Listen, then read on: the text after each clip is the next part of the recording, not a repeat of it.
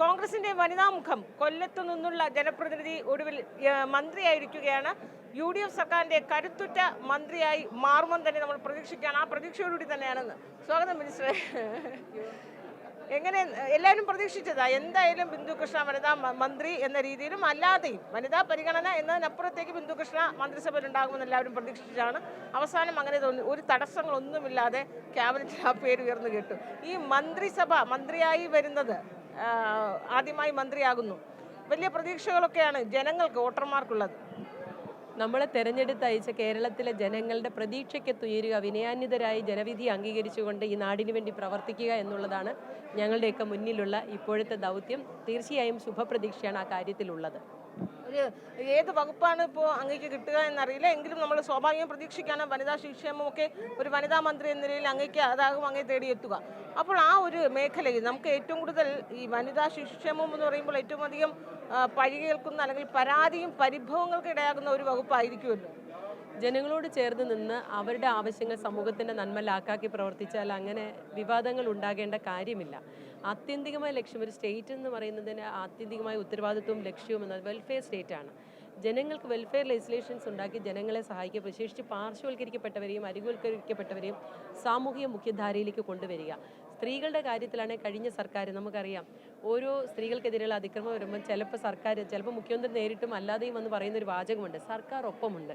പിന്നെ നമ്മൾ നോക്കുമ്പോൾ കാണുന്ന സർക്കാർ ഒപ്പമുണ്ട്, ഇരകളോടൊപ്പമല്ല, വേട്ടക്കാരോടൊപ്പമാണ്. ആ സമീപനം മാറണം. സ്ത്രീകൾ അന്തസ്സോടെ അവർക്ക് ഈ സമൂഹത്തിൽ ജീവിക്കാൻ, വീടിനകത്തായാലും പുറത്തായാലും ജീവിക്കാനുള്ള സാഹചര്യം ഒരുക്കി കൊടുക്കണം. അവർക്ക് നേരെയുള്ള ഏത് തരത്തിലുള്ള അതിക്രമത്തോടും സീറോ ടോളറൻസ് ആണ്. ആ നിലയ്ക്ക് പ്രവർത്തിക്കാൻ ആഗ്രഹിക്കുന്നു. സ്ത്രീകളായാലും കുട്ടികളും സ്ത്രീകളും ഒരുപോലെ പീഡിക്കപ്പെടുന്ന നാടാണ്. അതെ, കുട്ടികളുടെ കാര്യത്തിൽ കുറച്ചുകൂടി ശ്രദ്ധ വേണം. കാരണം എന്താണെന്ന് വെച്ചാൽ അവർക്ക് അവരുടെ അവകാശങ്ങളെക്കുറിച്ച് ബോധ്യമില്ല. അവർക്ക് ജീവിക്കാനുള്ള സാഹചര്യങ്ങൾ, സുരക്ഷിത സാഹചര്യം ഒരുക്കി കൊടുക്കേണ്ട ഉത്തരവാദിത്വം സ്റ്റേറ്റിനാണ്. ഇപ്പോൾ ഒരു കുടുംബത്തിൽ വളരുന്ന കുഞ്ഞാണെങ്കിൽ പോലും ആ വീട്ടുകാരുടെ മാത്രമല്ല, ഈ സമൂഹത്തിൻ്റെ കൂടെ ഉത്തരവാദിത്വമാണ്. ആ സമൂഹം എന്ന് പറയുന്നതിന് നേതൃത്വം നൽകുന്നത് ഗവൺമെൻറ്റാണ്. തീർച്ചയായും ആ ഗവൺമെൻറ് ഉത്തരവാദിത്വ വകുപ്പ് ഏതായാലും കേരളത്തിലെ സ്ത്രീകളുടെയും കുട്ടികളുടെയും സുരക്ഷിതത്വത്തിന് മുൻഗണന നൽകിക്കൊണ്ടായിരിക്കും UDF സർക്കാർ പോകുന്നത്. അതിനപ്പുറത്തേക്ക് കൊല്ലം ജില്ലയിൽ നിന്നുള്ള മന്ത്രി കൂടിയാണ്. അപ്പോൾ കൊല്ലം ജില്ലയ്ക്ക് പ്രത്യേകിച്ച് ഒരു പരിഗണന ഉണ്ടാകില്ലേ? തീർച്ചയായും. വിശിഷ്യ കൊല്ലം നിയോജക മണ്ഡലം എന്നെ ഈ പദവിയിലെത്താൻ സഹായിച്ചത് കൊല്ലത്തെ പ്രിയപ്പെട്ട വോട്ടർമാരും അതിനുവേണ്ടി കഠിനമായി പ്രവർത്തിച്ച UDFൻ്റെ സഹപ്രവർത്തകരുമാണ്.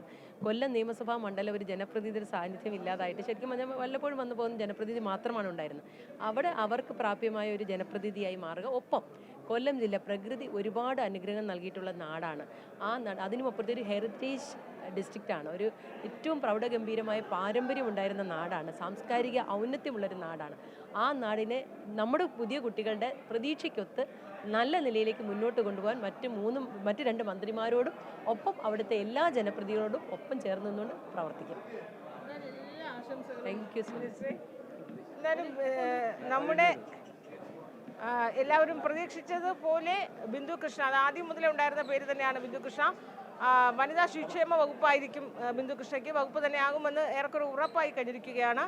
ഈ വനിതകൾക്കും സമൂഹത്തിൽ അരികുവൽക്കരിക്കപ്പെട്ട ജനങ്ങൾക്ക് വേണ്ടി അവരുടെ പ്രതിനിധിയായി മന്ത്രിസഭയിൽ വരുമ്പോൾ ഉറപ്പായും അവർ നേരിടുന്ന പ്രശ്നങ്ങൾ അതേ രീതിയിൽ അതിൻ്റെ ആ തീവ്രതയോടുകൂടി തന്നെ ആ പ്രശ്നങ്ങൾ നേരിടും, പരിഹാരമുണ്ടാക്കുമെന്നാണ് ബിന്ദുകൃഷ്ണ മന്ത്രി പറഞ്ഞു വയ്ക്കുന്നത്.